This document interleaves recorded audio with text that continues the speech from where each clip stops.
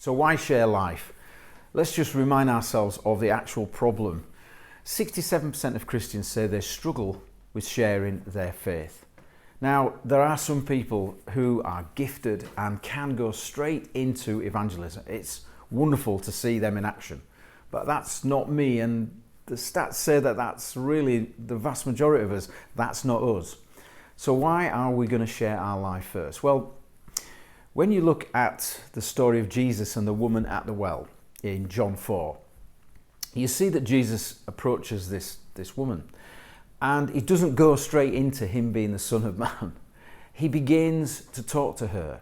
They have a drink together, and in that conversation, the Holy Spirit begins to reveal to this lady that there is something very, very special about Jesus. Now, please don't misunderstand me. I'm not suggesting any of us are Jesus. But what I am saying is that Jesus began to share his life himself with someone first before he then revealed himself as the Son of Man. So we feel that in Isaiah 61 that sense of sharing your life first is fantastic.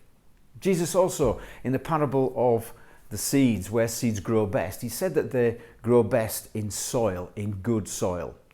And we have seen and we are encouraged that by sharing your life first, by becoming a friend, by building a relationship with someone who gets to know you, when you're interested in other people, you're creating some brilliant soil. And in that soil, the Holy Spirit and yourself will be able to plant seeds, and they will be fruitful and they will grow. But first of all, you have to prepare the ground. And sharing your life, building friendships and relationships is where this soil is best prepared for the seed that you're going to sow later on.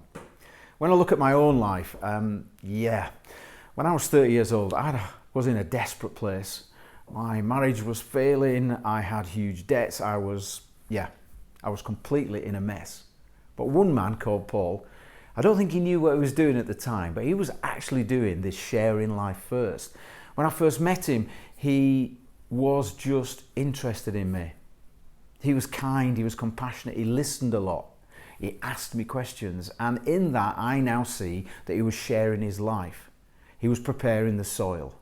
And also I noticed there was something different about Paul. There was something different about him. He was unusual. What was that? That was the Holy Spirit within him and within me beginning to show me there was something about this guy that was special. And of course he went on to share his faith, and eventually I found Christ 30 years ago. We believe passionately that relationships and friendships are the soil in which Jesus, by his Holy Spirit, will plant some seeds and fruit will come. So, as you begin the journey of sharing your life, relax. You're just sharing who you are with people and beginning this amazing journey of sharing your life, then sharing your faith, and then sharing Jesus. Enjoy, relax, and share your life.